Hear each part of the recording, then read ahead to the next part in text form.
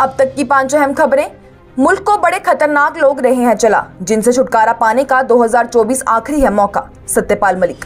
जम्मू कश्मीर के पूर्व गवर्नर सत्यपाल मलिक ने भाजपा सरकार पर फिर से निशाना साधते हुए कहा कि देश बड़े ही खतरनाक लोग चला रहे हैं और इस देश का नेतृत्व एक बहुत ही गलत इंसान के हाथों में है। राजस्थान के सीकर जिले में किसानों की रैली का संबोधन करते हुए सत्यपाल मलिक बोले, अगर यही लोग 2024 में फिर से सत्ता में आते हैं तो इस देश में किसानों की जिंदगियों का खात्मा हो जाएगा। सत्यपाल मलिक ने उनके पुलवामा हमले पर दिए गए बयानों को फिर से दोहराते हुए कहा कि अगर एयरक्राफ्ट दे दिए जाते तो सीआरपीएफ के जवान बच जाते, जिसके बाद मुझे भी कुछ ना बोलने को कहा गया, जिससे मैं समझ गया कि ये सब प्रधानमंत्री और उनके साथी वोट बटोरने के लिए इस्तेमाल करेंगे।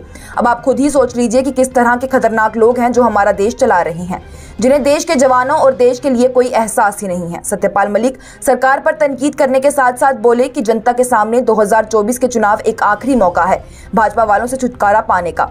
उसके बाद ये लोग सत्यपाल मलिक सरकार पर तनकीद करने के साथ साथ बोले कि जनता के सामने 2024 के चुनाव एक आखिरी मौका है भाजपा वालों से छुटकारा पाने का। उसके बाद ये लोगों को, खासतौर पर किसानों को, जीने नहीं देंगे।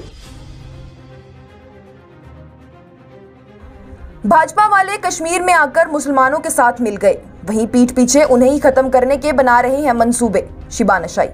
जम्मू कश्मीर पीपल्स पार्टी के प्रेसिडेंट शिबान अशाई ने होम मिनिस्टर अमित शाह और भारतीय जनता पार्टी के दोगलेपन को सामने लाया है।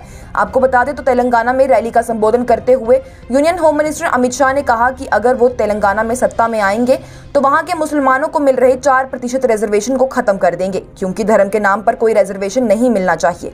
और वहीं उसके बाद कर्नाटका से भारतीय जनता पार्टी के लीडर के.एस. ईश्वरप्पा ने भी एक बयान दिया, जिसमें उनका कहना है कि उन्हें चुनावों में किसी भी मुसलमान इंसान का वोट नहीं चाहिए। वहीं इन बयानों का जवाब देते हुए शिबान अशाई ने कहा कि होम मिनिस्टर अमित शाह शायद ये नहीं जानते कि जो तेलंगाना में मुसलमानों को रिजर्वेशन मिल रहा है वो धर्म के नाम पर नहीं है, बल्कि सोशली और इकोनॉमिकली बैकवर्ड सेक्शन के लोगों को मिल रहा है, जिससे वो खत्म करने की बातें कर रहे हैं। और साथ ही भाजपा वाले इस तरह से खुलेआम कहते हैं कि उन्हें मुसलमानों का वोट नहीं चाहिए, जिससे कि ये साफ दिखता है कि ये खास तौर पर एक ही मजहब के लोगों को टारगेट कर रहे हैं। शिबान अशाई ने कहा कि जब यही होम मिनिस्टर अमित शाह बारामुल्ला में आए थे तो अजान होने के दौरान उन्होंने अपना भाषण बंद कर मौन साध लिया था, लेकिन हम सब जानते हैं कि वो उन्होंने जो भी किया वो एक ढोंग था कश्मीरियों को दिखाने के लिए, क्योंकि कश्मीर एक मुस्लिम मेजॉरिटी स्टेट है, इसलिए तो बीफ ना गोवा में बैन किया गया ना केरला में, लेकिन जम्मू कश्मीर में बीफ को बैन करने की बातें की जाती हैं, हैदराबाद में बातें की जाती हैं और उत्तर प्रदेश में बीफ बैन करने की बातें की जाती हैं। यही इनकी दोगली पॉलिसी है,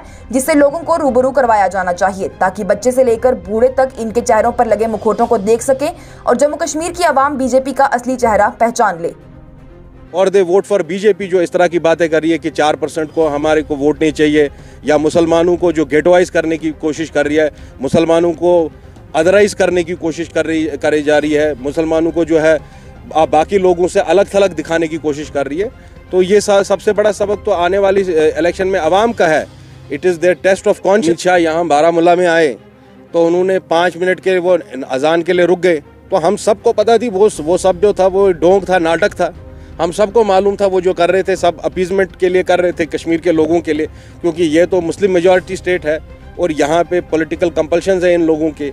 यही बात है, बीफ जो है वो नॉर्थ ईस्ट में बैन नहीं होगा, बीफ जो है गोवा में बैन नहीं होगा, बीफ केरला में बैन नहीं होगा, मगर जम्मू कश्मीर में बीफ बैन की बात की जाएगी, हैदराबाद में बीफ बैन की बात की जाएगी, उत्तर प्रदेश में बीफ बैन लगाया जाएगा।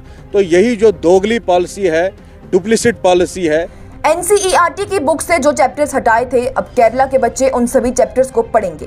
केरला एजुकेशन डिपार्टमेंट ने हाल ही में एक मीटिंग की, जिसमें कम्युनिस्ट गवर्नमेंट की तरफ से ये फैसला लिया गया कि वो एनसीईआरटी के रिवाइज किए गए सिलेबस के साथ नहीं चलेंगे। Kerala state council of education research and training की जानिब से एक फैसला लिया गया कि स्टेट के जितने भी सरकारी स्कूल की किताबें हैं उनमें अब से उन सभी चैप्टर्स को फिर से शामिल किया जाएगा, जिससे एनसीईआरटी ने अपने सिलेबस से हटा दिया था। चाहे वो मुगलों का इतिहास हो, महात्मा गांधी की हत्या हो, आरएसएस पर बैन हो, गुजरात के दंगे हो, डार्विन की एवोल्यूशन थ्योरी हो, इमरजेंसी के वक्त के बारे में हो, कोल्ड वॉर हो या फिर नक्सलाइट मूवमेंट हो, इन सभी चैप्टर्स को अब केरला एससीईआरटी ने अपने सिलेबस में शामिल करने का फैसला लिया है। उनका कहना है कि ये सभी चैप्टर्स हमारे इतिहास से जुड़े हैं, जिसके बारे में हमारे भविष्य को पता होना बहुत जरूरी है।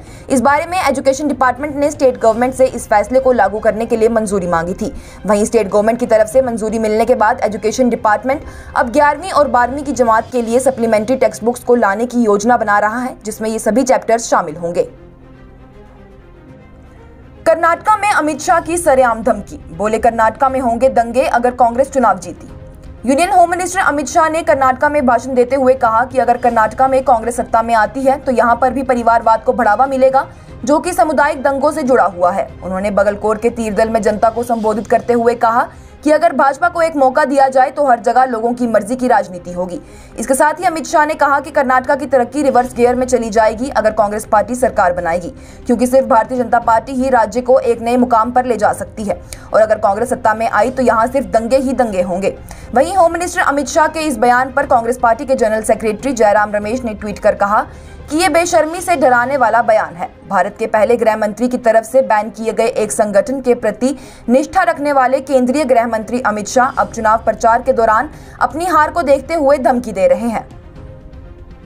जो कॉन्ट्रैक्टर सही से नहीं लगा रहे सामान, उनके खिलाफ होना चाहिए काम। श्रीनगर स्मार्ट सिटी प्रोजेक्ट पर सुजाता बशीर का बयान।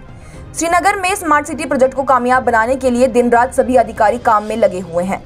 इस स्मार्ट सिटी प्रोजेक्ट पर चंद दिन पहले पीपल्स डेमोक्रेटिक पार्टी की अध्यक्ष महबूबा मुफ्ती का ट्वीट आया था, जहां उन्होंने कहा था कि स्मार्ट सिटी के नाम पर हमारी ट्रेडिशनल आर्किटेक्चर को तबाह करके पब्लिक टॉयलेट में नजर आने वाली टाइल्स रास्तों पर लगाई जा रही हैं। जिसके बाद नेशनल कॉन्फ्रेंस की स्पोक्स पर्सन इफ्रा जान ने भी एक दिन ट्वीट किया था कि स्मार्ट सिटी के नाम पर रोड्स को उखेड़कर छोटा कर दिया है, जिसकी वजह से वो कितने घंटे जाम में फंसी रही।